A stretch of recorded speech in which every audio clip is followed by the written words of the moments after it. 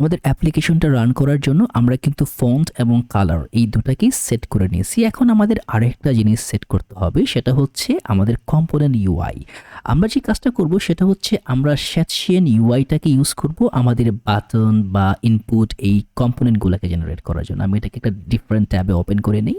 তো এটা হচ্ছে বিল্ড ইউর কম্পোনেন্ট লাইব্রেরি। তো এইখানে দেখেন সে সুন্দর করে বলে দিয়েছে a set of beautifully design accessible components and code distribution platform works with your favourite frameworks open source open code.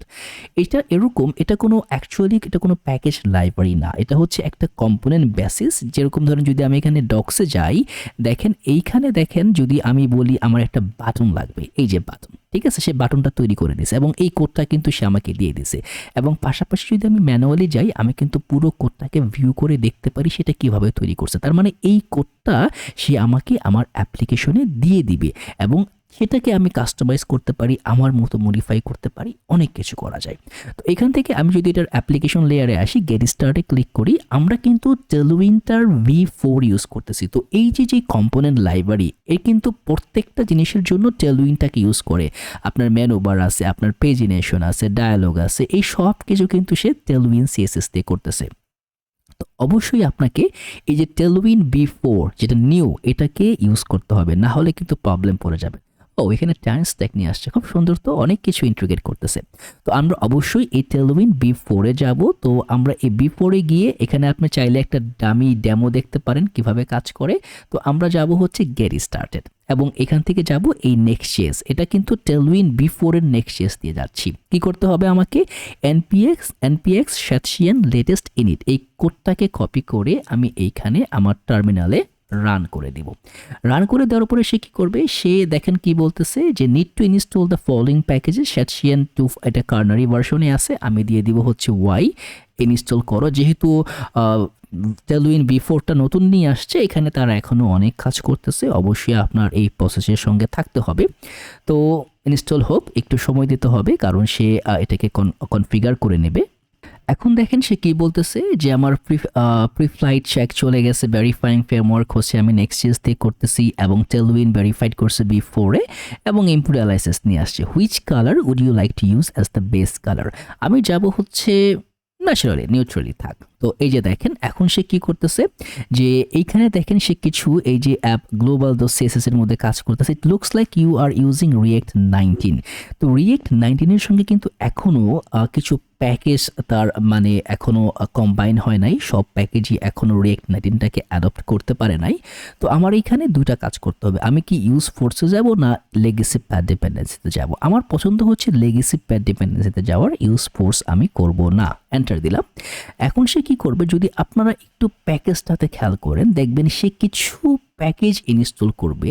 দেখেন টেলউইন মার্জ আছে, টেলউইন CSS অ্যানিমেট আছে, মোটামুটি CLX লুসাইড রিয়েক্ট আছে, ক্লাস ব্রেন অথরিটি আছে, এগুলাকে সে ইনিশিয়ালাইজ করছে তার প্রজেক্টটাকে রিরান করার জন্য।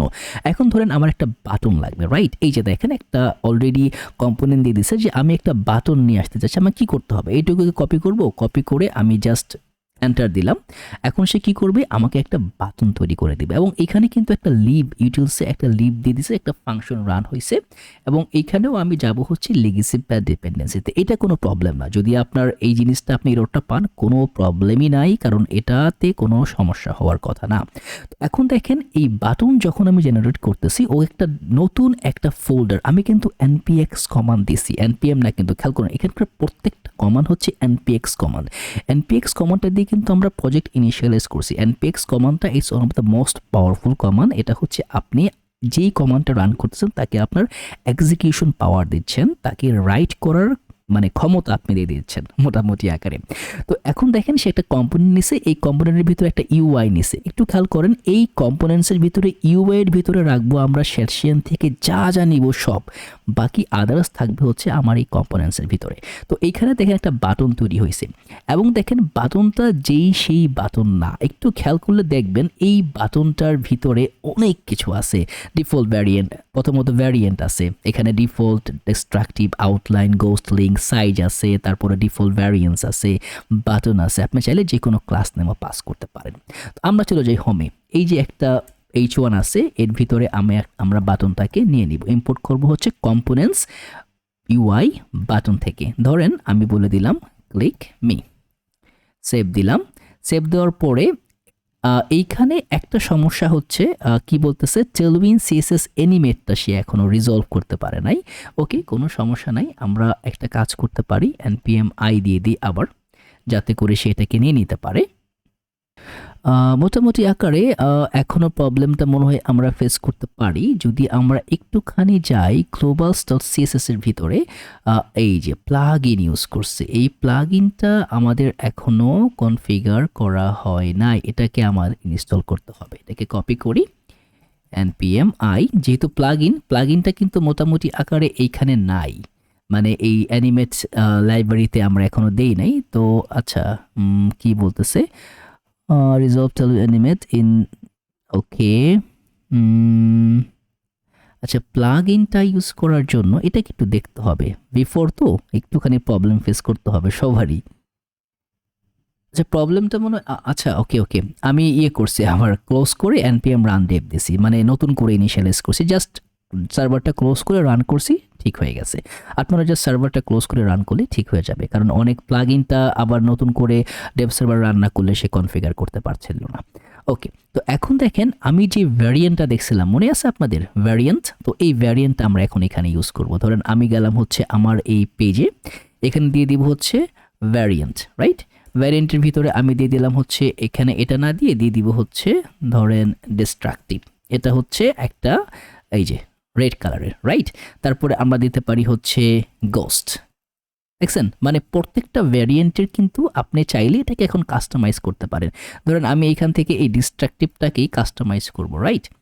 তো লিখলাম ডিস্ট্রাকটিভ, তো আমি এখন এখানে আমার কাস্টমাইজেশন দিব, ওকে। এবং আমার কাস্টমাইজেশনে এখানে বিজি ডিস্ট্রাকটিভ দেওয়া আছে। যদি আমরা গ্লোবালসে যাই দেখবেন এখানে কিন্তু এই যে প্রত্যেকটা ক্লাস নাম এখানে দেওয়া। তো আমি এটা না দিয়ে ধরেন আমার এই লাইট গ্রিন দিয়ে দিব, আমার খুশি, রাইট? তো আমি ডিস্ট্রাকটিভ না দিয়ে লাইট গ্রিন দিলাম, দেখছেন পেয়ে গেছে। তার মানে আমি যেটা চাই সেটা কিন্তু আমি এখান থেকে এটাকে মডিফাই করাতে পারি।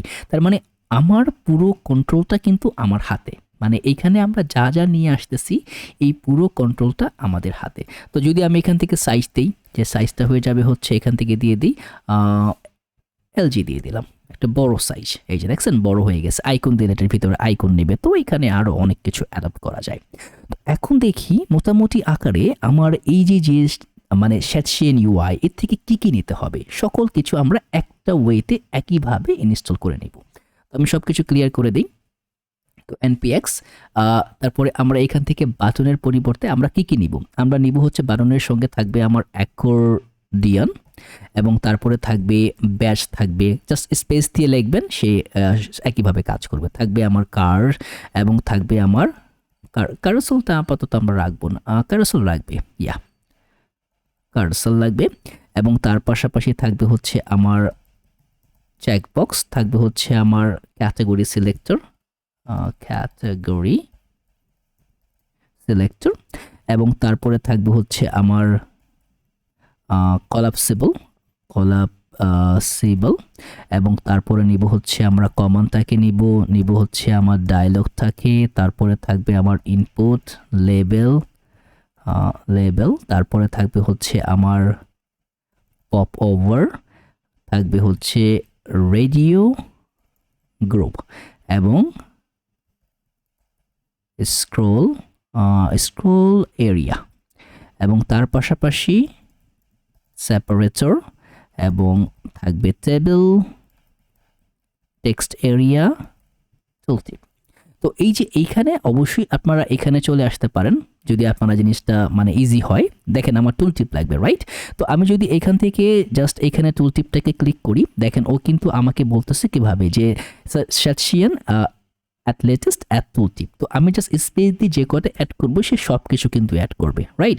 তো এখন আমি যদি এইখানে আমার ইউআই যেই ফোল্ডারটা আছে এখানে চেক করি, কিছু একটা এরর পাইছি, কি বলতেছে ক্যাটাগরি সিলেক্টর। আচ্ছা, এখানে আমার একটু ভুল হয়েছে, ঠিক আছে, আমি কমনটাকে চেঞ্জ করে দিই। ক্যাটাগরি সিলেক্টরটা মনে হয় এটা হবে না, এটা ওকে, এটা আমরা আপাতত একটুখানি এটা আমরা ম্যানুয়ালি বানাবো। তো আমি এটাকে একটুখানি উঠাই দিই ক্যাটাগরি সিলেক্টর লাগবে না, বাকিগুলো দেখি।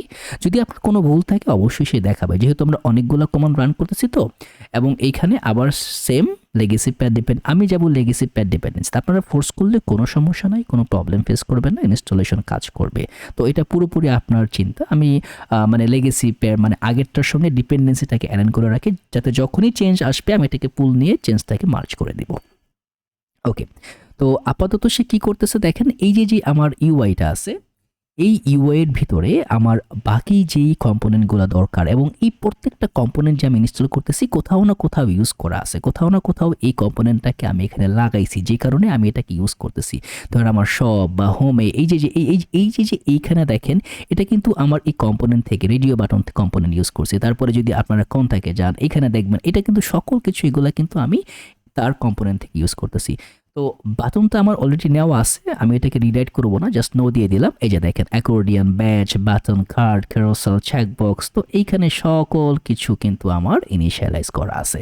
তার মানে আমার দেখেন এখন আমরা কি করতে পারছি, আমার এইখানে মোটামুটি আকারে আমার টেলউইন কাস্টমাইজেশন হয়ে গেছে, আমার শেডশিয়ানটাকে আমরা প্রজেক্টর করে নিয়ে নিছি।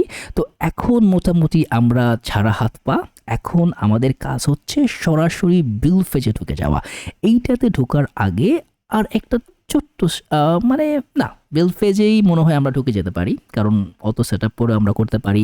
আমাদের স্যানিটি ব্যাকএন্ড যেটা সিএমএস আছে ওটাকে আমরা পরে সেট করতে পারি। তো আমরা এখন স্টার্ট করব হচ্ছে প্রজেক্টটাকে ইনিশিয়ালাইজ যেহেতু করে ফেলছি, আমরা প্রথমে করব হচ্ছে মানে হেডার, ফুটার, তারপরে হচ্ছে মিডল পার্টের ডাটা। তো এখন আমরা এইগুলো নিয়ে কাজ করব।